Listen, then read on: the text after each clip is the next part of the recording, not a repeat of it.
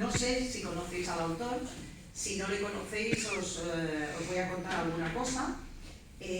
Pablo escribió un primer libro que se llama Pisaré tus calles nuevamente, que su razón de ser son la historia de los niños que fueron en plena contienda de la Guerra Civil Española, los sacaron de España, salieron de España y terminaron en la Unión Soviética.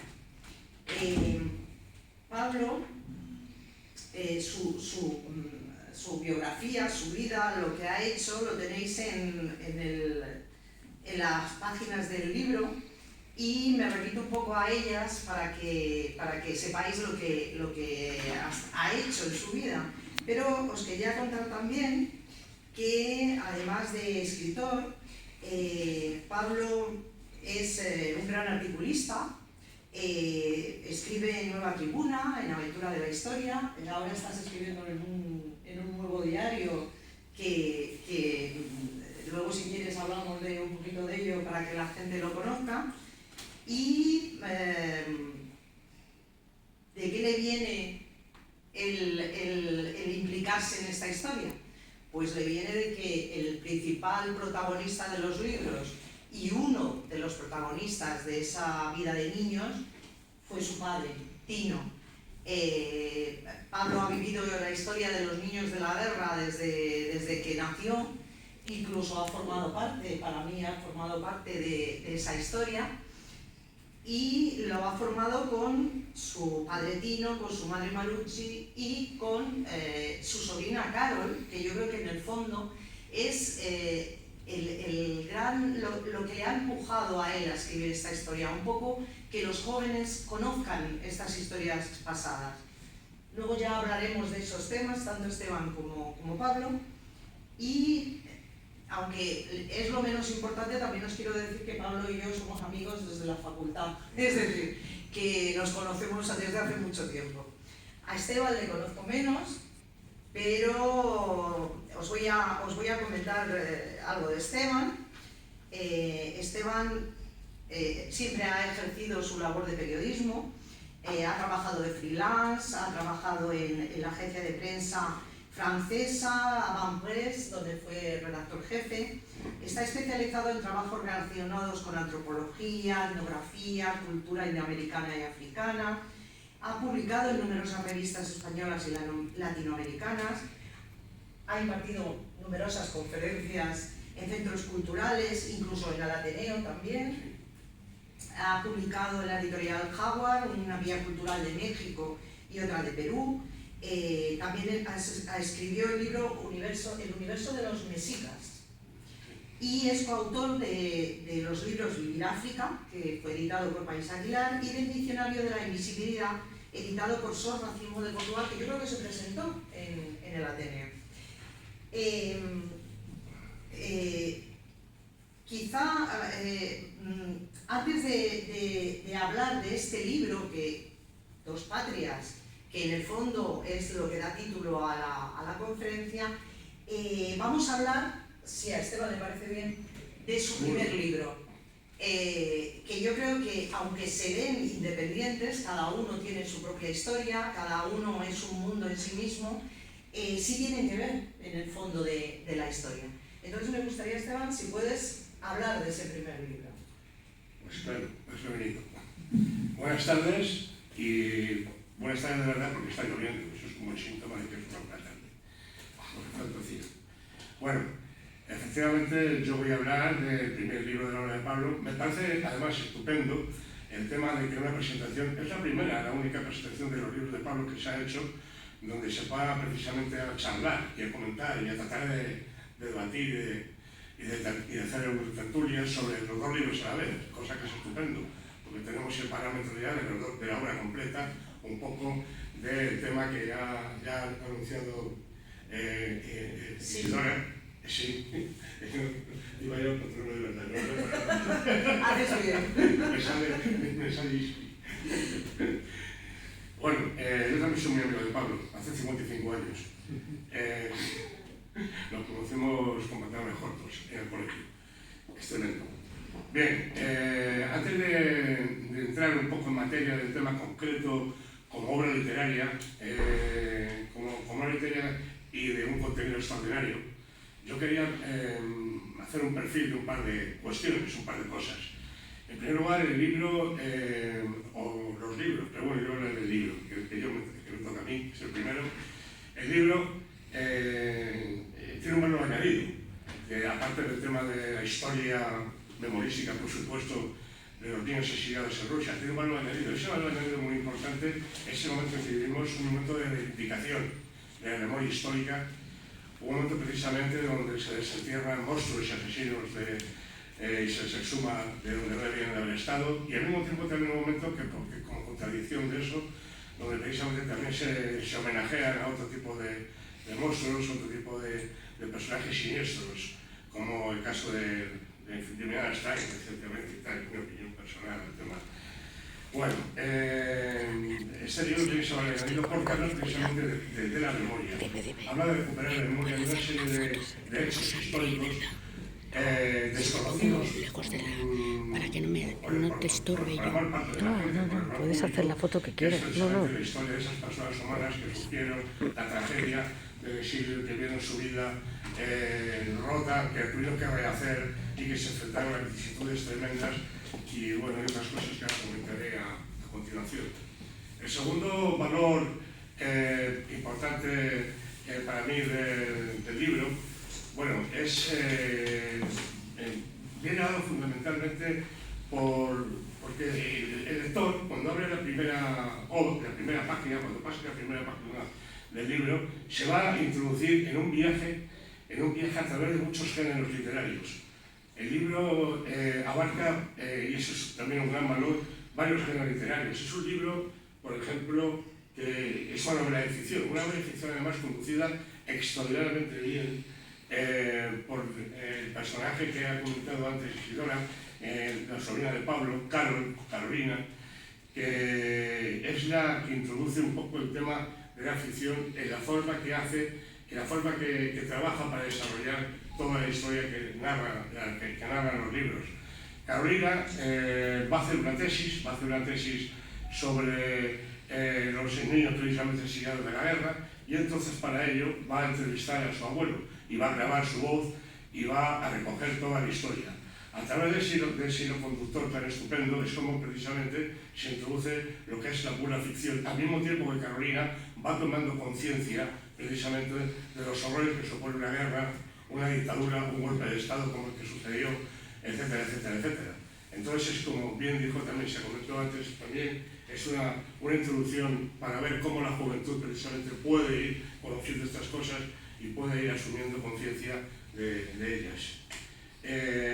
Carolina, lógicamente, al entrevistar a su abuelo al manifestar a contarle toda la historia, pues van a ir apareciendo todos los personajes que van a dar vida al libro. Personajes que hubieran sido invisibles de otra manera. Precisamente en este mismo edificio, en el Ateneo de Madrid, yo presenté como coautor hace poco tiempo el libro de Diccionario de la Invisibilidad, en portugués, porque lo editó ese Racimo de Portugal, donde habla de una serie de personas que hablaba de la historia, desde el siglo XVI hasta nuestros días, muchos siglos, 4 siglos o 5, a lo largo de la historia han sido invisibilizados injustamente.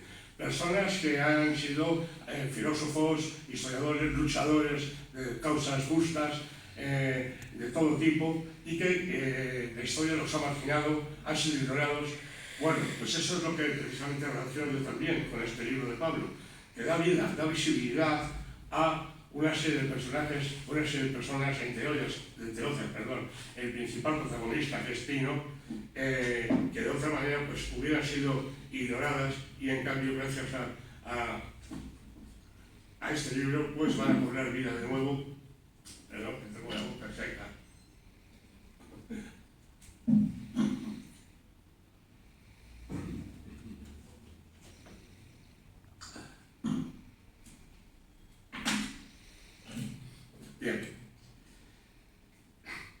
Bien, hablábamos de que era una novela de ficción, pero también, además de ser una novela de ficción, por supuesto, es una novela histórica.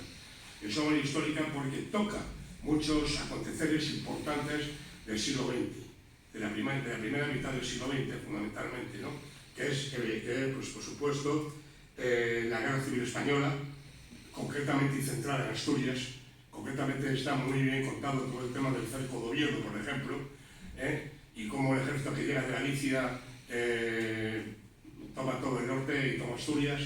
Es un libro también que habla de la historia, de la propia vida de los niños asesinados en la URSS, cómo llegan allí, cómo desarrollan, cómo crecen, cómo maduran, cómo buscan la alternativa a la familia que han perdido en España y entroncan con nuevas familias allí que son sus amigos, solidariamente, los primeros amores que tienen entre ellos y ellas, los asesinados y asesinadas, etc. Toda esta historia forma parte, evidentemente, también de un componente histórico de la obra, sin duda. Por supuesto, nos encontramos también con el tema temporal de las preliminares de la Segunda Guerra Mundial. La Guerra de España se produce justo termina cuando va a empezar la Segunda Guerra Mundial. Exilios de estos niños se produce en el año 1937, me parece que fue en el 37, ¿no?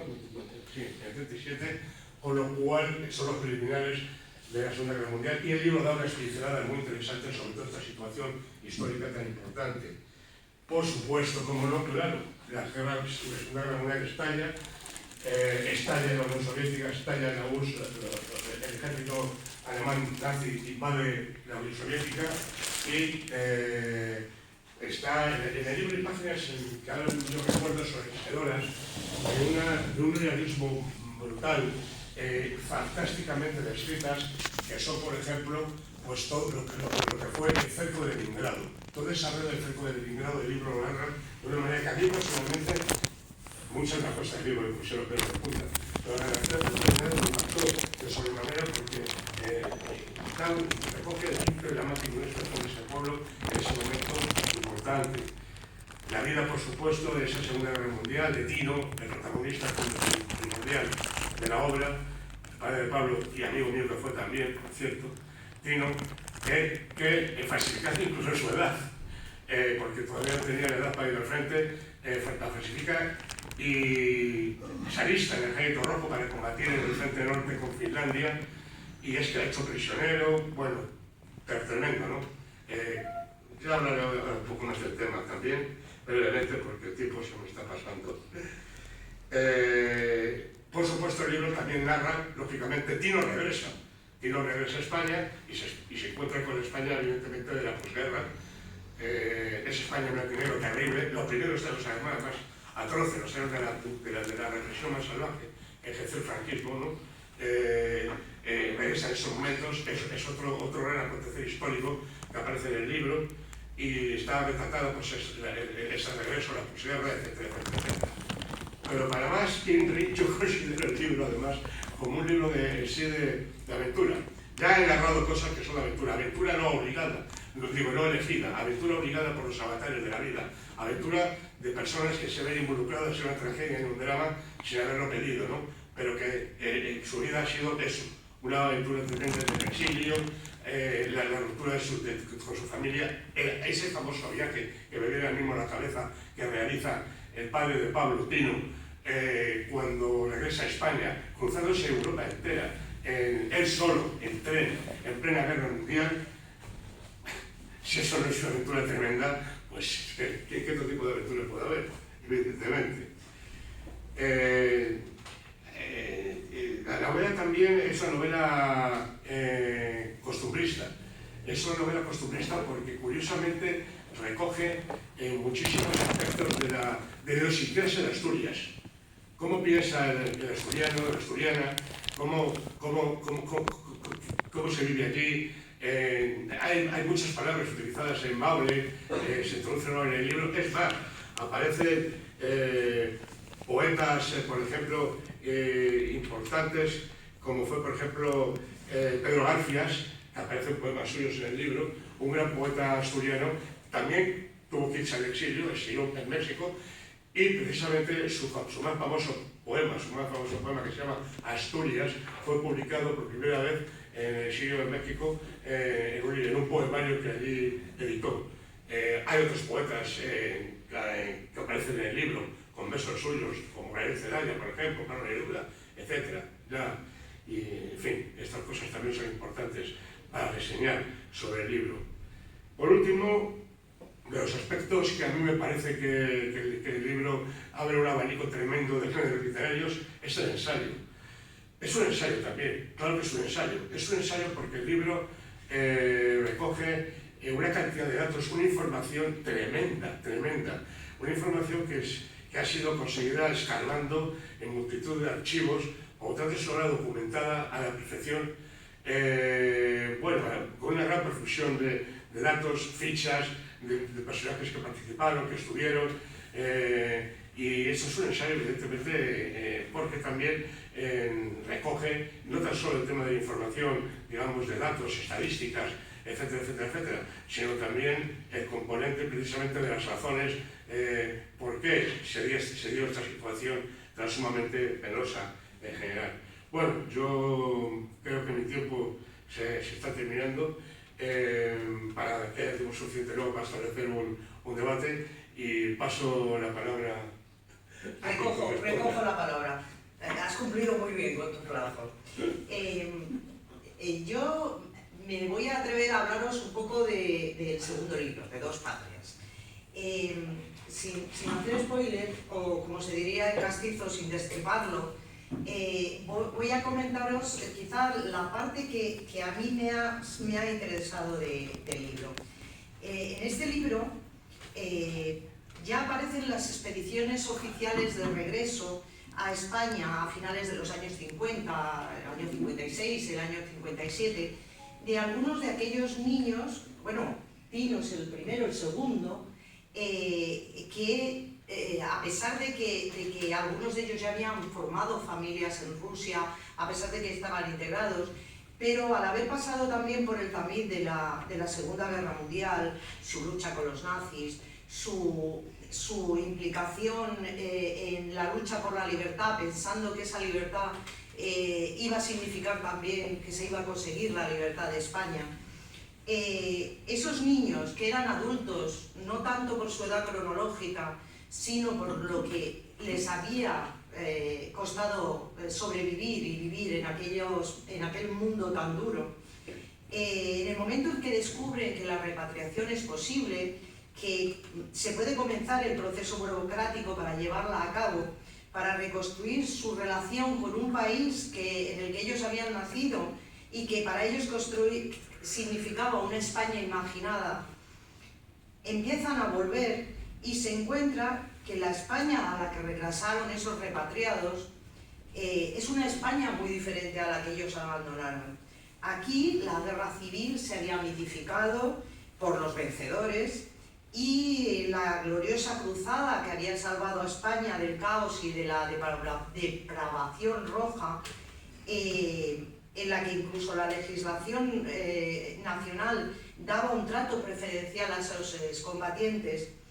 Sin embargo, veía a los niños de Rusia como extranjeros educados por demonios comunistas. Hay una historia que yo en alguna otra presentación en la que he podido estar he comentado que a mí siempre me ha impresionado, y es que existe un tema que los Estados Unidos en su momento presionan a Franco para que permita el regreso de esos repatriados, porque Estados Unidos, la gran superpotencia de la Guerra Fría, los veía como una importante fuente de información sobre la Unión Soviética. Así se aplica a los que vuelven el llamado Project Niños, que es un programa desarrollado para interrogar a los recién repatriados con la colaboración del gobierno de Franco. Según el autor de uno de los informes de la CIA sobre este proyecto, la afluencia de repatriados constituía un riesgo de seguridad para el gobierno español, pero sobre todo constituía una potencial fuente de información para los órganos de inteligencia de Estados Unidos. Aunque Project Niños se pone en marcha en 1957, la evidencia archivística sugiere que España y los Estados Unidos comienzan a montarlo en 1954.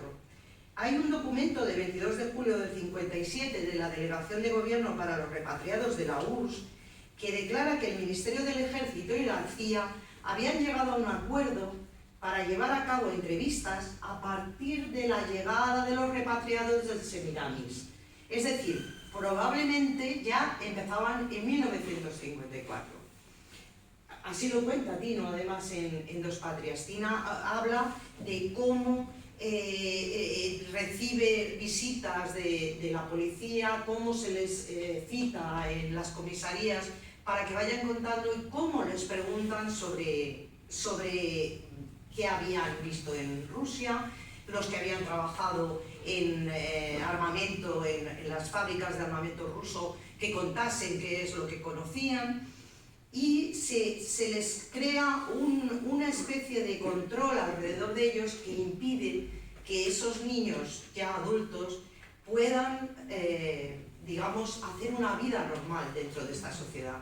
No solo eso, sino que además las familias han cambiado. Cuando ellos vuelven, los grupos familiares ya no son los mismos, no se les acepta de la misma manera. Para mí lo más importante del libro es que te cuenta una historia de España que de alguna manera no hemos conocido, a pesar de que gente que vivió esa historia sigue viva. Es decir, hay gente que sigue viva y que podría contarla, pero nadie en su momento lo ha contado, ni hemos conocido esta historia. Es que en este libro se habla de la historia de la Segunda Guerra Mundial y la lucha contra el nazismo, de la historia de Rusia, se habla de la muerte de Stalin, del 20 Congreso del PQS, y hay una cosa más bonita todavía en el libro y que a mí me ha emocionado, que es la vida en Madrid. ¿Cómo era la vida en Madrid en esa posguerra? ¿Dónde iban los jóvenes? Cómo estos niños que habían recibido una educación muy basada en el deporte, en la actividad física, necesitaban entrar en esos grupos de natación, como por ejemplo Maruche, como sus hermanas. Una vida de Madrid que, a pesar de que se ve que es muy dura, nos da una imagen de cómo ellos intentan fomentar la vida cultural, la vida deportiva, si se le puede llamar así a lo que ellos hacen. Se ve también el progreso económico de la ciudad, cómo Madrid va cambiando, los claroscuros de ese progreso. Se ve también las condiciones de vida y de trabajo, cómo eran los trabajos, lo duro que era conseguirlos y lo duro que era mantener esos horarios de trabajo.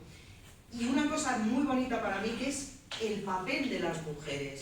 En este libro hay una visión de un papel de las mujeres que tradicionalmente estuvo ensombrecido y que en la vida de Madrid, en la vida de España, el franquismo ensombreció, y sin embargo aquí florecen, porque las grandes cuidadoras de los niños, las que mantuvieron de alguna manera el espíritu de todos estos niños, fueron mujeres. Fueron esa gran maestra, esas mujeres que se mantuvieron allí y que también las que volvieron intentaron integrarse en la sociedad. Yo creo que la gran enseñanza del libro de Pablo, los dos, aunque ya hemos comentado que no hace falta, no son continuación, sino que ambos están implicados uno con otro en cómo van contando. La gran, para mí, sabiduría que tiene el libro, además de lo que tú has comentado, que tienes razón, es decir, es muy costumbrista, te da una imagen de la vida, es el contarnos esa historia que hemos tenido, bueno, no prohibida, absolutamente cegada para nosotros, y que libros como este son los que consiguen que recuperemos esa historia para conocerla y para que la conozcan nuestros herederos. A mí me gustaría que Pablo ahora nos contase todo lo que tiene que contar sobre los dos libros y un poco también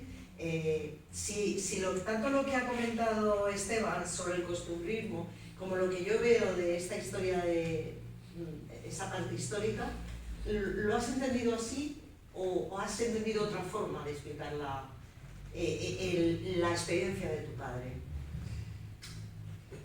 Bueno, pues empezando por la pregunta y luego ya nos vamos un poco a opinión, porque de alguna manera lo que habíamos quedado y lo que estamos respetando, y yo también voy a respetar, es que en vez de hacer 3 disertaciones sobre el libro, como algunos incluso ya, los libros ya los habéis leído, pues otros no, pero tener la oportunidad de charlar un poco, más que hacer un guión, ¿no? Entonces, empezando por lo que comentaba Isidora, previamente me gustaría dar las gracias a todos por los que estáis aquí, por haber venido, a Nieves por dar la posibilidad de hacer esto en el Ateneo, que es un sitio relevante, para mí mítico, y bueno, efectivamente no voy a volver a presentar, ya lo ha hecho Isidora, pero efectivamente pues desde la época remota de la facultad somos amigos, y como Esteban también lo ha dicho,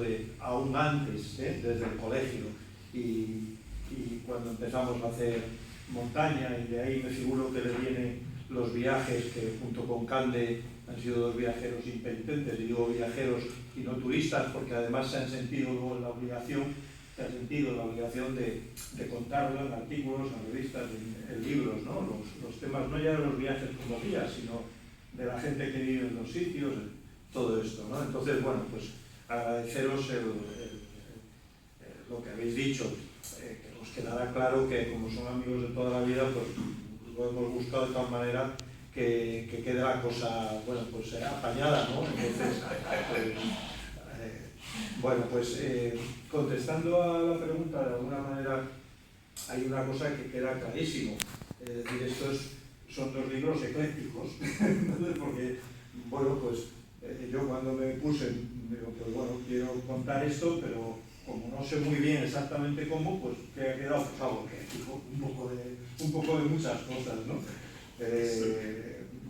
De alguna manera lo que sí yo tenía claro, otra cosa es que lo haya conseguido, es que no quería hacer un ladrillo y luego mucho menos 2 ladrillos, es decir, lo que quería hacer era algo digerible, asequible, no solo para la gente muy interesada en estos temas, sino que la gente joven, se habla de Carolina, pues efectivamente muchas veces aquí tienes esa una persona, pero proyectando a unas generaciones que conviene que sepan esto, ¿no? Es decir, de alguna manera dije, hombre, voy a hacer un libro primero y luego 2 para los niños. Antes de que lo dijera Feijóo, pues vamos a ver si escribimos para los niños, ¿eh? Y entonces, pues sí, darle un formato de novela, en el sentido de que a través de unos diálogos, que los diálogos son ficticios, pues se pudiera construir una serie de hechos, que los hechos, yo diría que la inmensa mayoría son reales y demasiado reales, ¿no? De alguna manera, 40.000 niños salen durante la guerra civil fuera no acompañados, salen menores no acompañados. Es una auténtica barbaridad. Probablemente en la historia contemporánea hasta esa fecha no había habido una migración de estas características de menores no acompañados. De esos 3.000 unos 3.000 fueron a la Unión Soviética, ¿no? Claro, este colectivo, que es sobre el que se centran los libros, fue muy peculiar, porque al acabar la guerra civil, la mayoría de los 40.000 niños pudieron volver de Bélgica, de Inglaterra, de Francia, de que es donde estaba la mayoría. En México tardaron más, incluso muchos no volvieron, de otros países tampoco. Pero el colectivo como tal de la Unión Soviética pues no podía volver por la razón obvia de que en aquel momento la España franquista y la Unión Soviética eran pues como estar unos en Marte y otros en Júpiter, ¿no? O sea, no había la más mínima relación. Entonces, de alguna manera, el primer libro lo que quiere es contar, a través de la historia del Pino, de mi padre, pues qué pasó, cómo trataron, cómo educaron, cómo alimentaron a los niños españoles que estaban allí a través de las casas, porque para ellos eran casas, no eran internados, porque allí tenían a sus familias de sustitución, tenían a sus compañeros de estudios y tenían a sus tutores y maestras y maestros que eran pues los sustitutos de sus padres y de sus madres, ¿no? Y cómo, pues, después de unos años de estar allí, en junio del 41, pues entran los alemanes, entran los nazis y, claro, todos esos colectivos pues tienen una segunda guerra que les atraviesa, ¿no? Y les atraviesa dependiendo de las edades de diferentes formas. Los que ya son más mayorcitos, los que tienen 16, 17, 18 años, entre los cuales está Latino, pues quieren participar en esa guerra. Yo creo que por dos razones, sobre todo. Uno, por retribuir lo que les había dado la Unión Soviética como agradecimiento, y otro, por luchar contra los enemigos de sus padres, que identifican como aliados de Franco, ¿no? Y bueno, pues aunque en un primer momento no les aceptan, concretamente en Leningrado, en la Casa de Jóvenes, pues hay un grupo de unos 70 y tantos que están como voluntarios, se enrolan en la división Frunze y van al frente de Karelia, ¿no? Bueno, ese primer libro de alguna manera relata esa situación al final ya del libro, y como un grupo de ellos, un grupo grande, muere de los combates, el más grande muere de los combates, 40 y tantos, hay 7 solo que vuelven a sus posiciones y unos 20 y tantos pues son hechos prisioneros y están en campos de concentración, y no entre ellos. Ahí se producen unas circunstancias, ya decía que más que contar todo el guión, pues de alguna forma relatar quizá alguna anécdota, ¿no? Como que Agustín de Foxá, embajador en ese momento de Franco en Finlandia, pues tiene noticias a través de otro personaje. Esto es alucinante, ¿para qué vas a inventarte cosas cuando ya la realidad supera la ficción? A través de Curcio Malaparte, pues se entera de que hay unos españoles en los campos de concentración. Entonces Agustín de Foxá gestiona la repatriación. El primero en ser repatriado pues es Tito, es el primero, eso está documentado en muchos sitios, que vuelve el 7 de enero de 1942 sin haber cumplido todavía 18 años y efectivamente habiendo pasado 2 guerras, como la mayoría de ellos, combatido ante el Ejército Rojo, pasando por los campos de concentración, por ese viaje alucinante desde Helsinki hasta Madrid y luego a Oviedo, a través de toda una Europa en guerra, a través de las posiciones del eje alemán, ¿no? Y de alguna manera ese primer libro acaba ahí contando pues, lo que le pasó a él y por supuesto a sus compañeros. No es un libro sobre él, es un libro sobre ese colectivo, ¿no? Y el segundo libro, pues efectivamente, ¿por qué? Pues porque de alguna manera mucha gente que leyó el primero, ¿y qué pasó con él cuando llegó a España? Porque todo el mundo se figuraba que no había sido precisamente una acogida formidable. ¿Qué pasa con esos otros que están en los campos de concentración? ¿Qué pasa con los más pequeños que se quedan allí? ¿Qué pasa con los que combaten no ya como niños de la guerra más mayores, sino como los republicanos que llegaron y combaten por segunda vez? Y gracias a que de alguna forma ese libro no lo escribí del tirón con el primero, pues en ese periodo de 2 años y medio, una cosa así, tuve la inmensa suerte, los enormes regalos de muchos descendientes de aquellos que me fueron haciendo llegar relatos que habían dejado escritos o me los contaban de primera mano, ¿no? Además de, por supuesto, las fuentes como el primero de los archivos de Salamanca, de Alcalá, etcétera, etcétera. Y en base a eso, pues había que responder que qué pasó con esos colectivos, qué pasó con los que quedaron en los campos de concentración, qué pasó con los más pequeños que fueron a Samarcanda, pues que se libraron de las bombas, pero no del frío, de del hambre, de la guerra, de los que tuvieron que estar 8 meses en el frente de Leningrado hasta que les pudieron sacar por el Ladoga helado, para llevarles a la retaguardia, y muchos se quedaron en Leningrado, murieron en Leningrado, porque siempre procuraban darles un poco más que a la población propia soviética, ¿no? Pues un poco es contando ese tipo de cosas que pasó en esos colectivos, y desde luego que pasó cuando ya en el 56 y 57 pues vuelven a España varios, bueno, 1.400 aproximadamente de ellos, ¿no? Por no extenderme, un poco pues, por contar alguna anécdota, en el libro hay una parte que yo creo que es importante, que es el género epistolar, ese también, porque para ellos las cartas fueron muy importantes, ¿no? De niños escribían a las familias, no les llegaban las cartas a las familias, esas cartas están, muchas de ellas en los archivos, parte de Salamanca y parte de los vascos en Euskadi, son varios miles de cartas. Y hay otros centenares de cartas en el archivo histórico del PC, que se recogen, algunas de ellas, que son las cartas que les escriben las familias cuando tienen oportunidad, cuando salen de las cárceles, etcétera, etcétera. Y yo, si me permitís, voy a leer unos párrafos de dos de ellas, ¿no? Uno le escribe el hermano de Pepa, una de las niñas de Rusia, cuando sale del campo de exterminio de Mauthausen al día siguiente de la liberación. Dice: querida hermana, al cabo de 5 largos años puedo escribir con entera libertad. Multitud de ideas se vuelven sobrevivientes al querer escribir. Fui detenido por la policía francesa hallándome en las compañías de trabajo en Francia.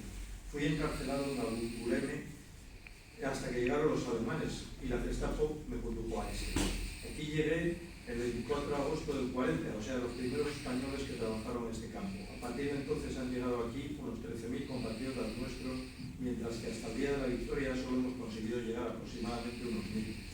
Todos, exceptuando muy pocos, con entera dignidad antifascista. Bueno, aquí recordaréis que en el campo este estaban las pancartas en español cuando llegaron los americanos, ¿no? Y unos párrafos de una segunda carta que escribe también un hermano, dice: a la caída de Asturias en poder del fascismo fui detenido en el puerto de Avilés. De los tratos no te hablo porque me dejaron tantas veces sin conocimiento que sería interminable. Fui juzgado en consejo de guerra y penado a muerte, y a los 9 meses me indultaron quedándome la pena de 30 años. A los 6 años salí mediante un decreto de revisión, y a los pocos meses me detuvieron de nuevo 4 meses más a la cárcel y a la calle. Trabajando para la resistencia vine a Francia en septiembre pasado. De regreso a España, nueva detención. Pude salir y de nuevo me encuentro en Francia. Y ahora le cuenta la situación del entorno, que es un valle minero pequeño en el que hay unos 4 o 5 casas que diseminadas por aquí y por allá, y le dice: los padres viven, aunque muy viejos. Manolín está en el monte hace 5 años de guerrillero. Laurina y Leónides viven en el Cabello. Sus maridos estuvieron en la cárcel también. Ahora te contaré a los que mataron, que me parece que tú recordarás. Del Calleyu, Silverio y su hermana Olvido. De Braniello, José el de Marina y Amelio el hermano. Daniel el Manolón, Chimino, Indalecio, Alvarín, el de Padrín de la Casuca. Mariano, el de la tía Benigna, uno de Antón de la Cabaña. En fin, ¿para qué decirte más? Es algo que asombra. Esto es la descripción de uno de los valles, de cómo quedó España, ¿no? de cuando nuestros abuelos se pegan. Entonces, bueno, para charlar un rato después, simplemente decir que en realidad esta memoria, por lo menos en mi intención, es una memoria para restañar heridas, para que se conozcan las cosas. Es una memoria que me gustaría que fuera por la concordia. Y el otro día, leyendo pues un libro de Alicia Altet, que escribe pues, sobre memoria histórica también, escribe sobre los niños de Rusia, una niña de 12 años yugoslava escribía cuando la guerra en Yugoslavia unas declaraciones a ella. Guerra, 12 años. Guerra es la palabra más triste que brota de mis labios temblorosos. Es un pájaro malvado que nunca descansa. Es un pájaro de muerte que destruye nuestras casas y nos arrebata nuestra infancia. La guerra es el pájaro del mal que tiñe las calles de sangre y convierte al mundo en un infierno. Pero bueno, para no acabar con unas palabras tan tristes, de alguna manera también como homenaje a los vivos, pero también a los que ya no lo están, pues voy a acabar con unas, de alguna manera que resume lo que es esto, porque esto que son, pues dos cuentos reales, pero dos cuentos, que es como una poesía de Jerónimo Granda, un poeta y cantautor asturiano, que dice: ¿qué fue de aquellos huelinos que nos contaban cuentinos cerrándolos sus huellinos cuando éramos rapacinos? Ponte pa' allá, rapacín, y no me toques los huevos. Mira que llamo a tu padre para que defienda tu huevo. No nos escuchen los niños por culpa del televisor. ¿A quién contamos los cuentos? ¿A quién cuento el cuento yo? A vosotros, con vuestro permiso. Gracias.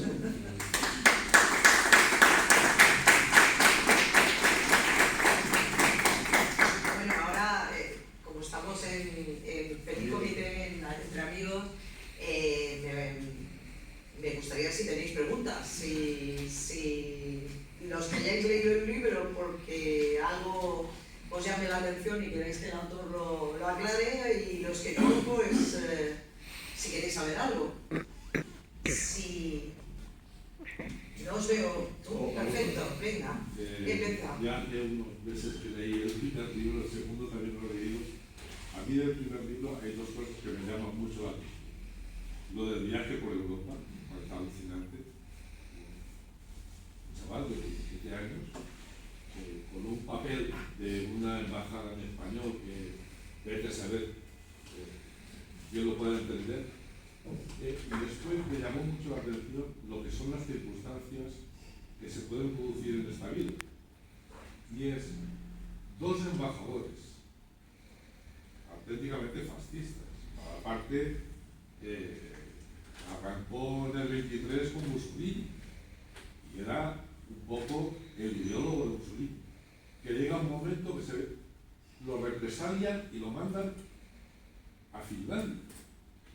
Y después el otro embajador español tiene un choque con el condinciano, que le llama cuernudo, y también lo mandan para allá. Entonces, dos represaliados del mundo del eje se encuentran en Finlandia, y el Malaparte va a un campo y encuentra a unos críos, porque esto es una cosa alucinante.